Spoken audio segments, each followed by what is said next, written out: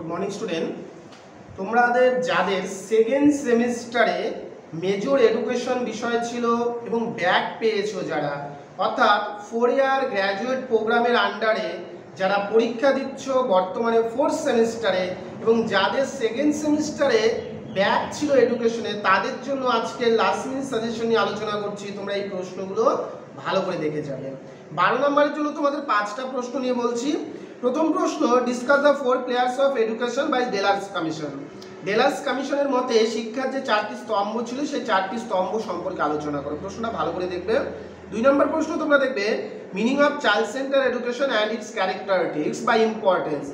Meaning of child center education and its characters and importance, যে শিশুকেন্দ্রিক শিক্ষা কাকে বলে, এর বৈশিষ্ট্য এবং গুরুত্বগুলি কী ছিল।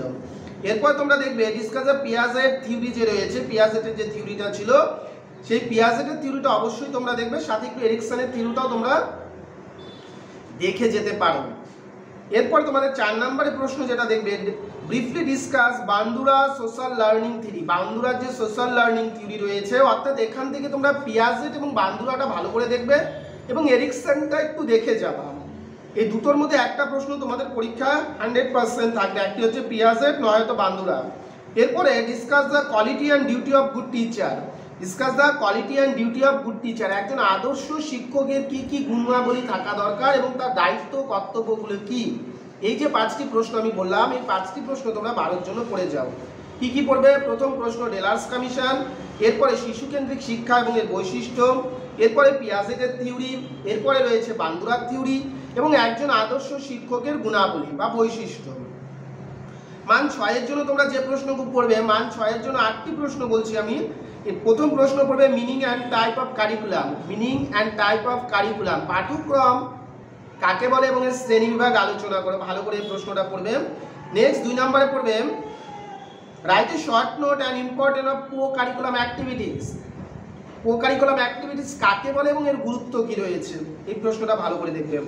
Meaning and type of social group, বিভিন্ন ধরনের যে সামাজিক গ্রুপগুলো রয়েছে তাদের ধরনগুলো আলোচনা করবে। সোশ্যাল গ্রুপ যেমন আমরা পড়েছিলাম, গৌণ গোষ্ঠী থেকে শুরু করে, ঠিক আছে, প্রাথমিক গোষ্ঠী থেকে শুরু করে যারা যেগুলো রয়েছে সেই প্রশ্নগুলো পড়বে। নেক্সট তোমরা 4 নম্বরে পড়বে write a short note factor and process of socialization. Write a short note factor and process of socialization, সামাজিকরণের যে ফ্যাক্টরস রয়েছে সেই প্রশ্নটা তোমরা পড়বে। এরপরে প্রশ্ন পড়বে role of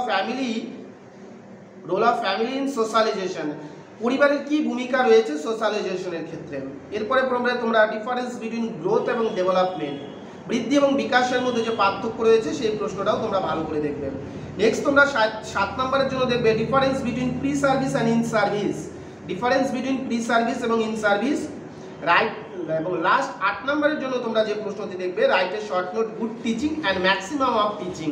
right a short note good teaching and maximum of teaching, এই 8টি প্রশ্ন তোমরা 3 এর জন্য 6 এর জন্য ভালো করে তোমরা অবশ্যই পড়ে যাবে। এরপর তোমরা 3 এর জন্য যে প্রশ্নগুলো পড়বে, দেখো 12 প্রশ্নগুলোর মধ্যে 3 এর প্রশ্ন অনেকগুলো তোমরা পেয়ে যাবে।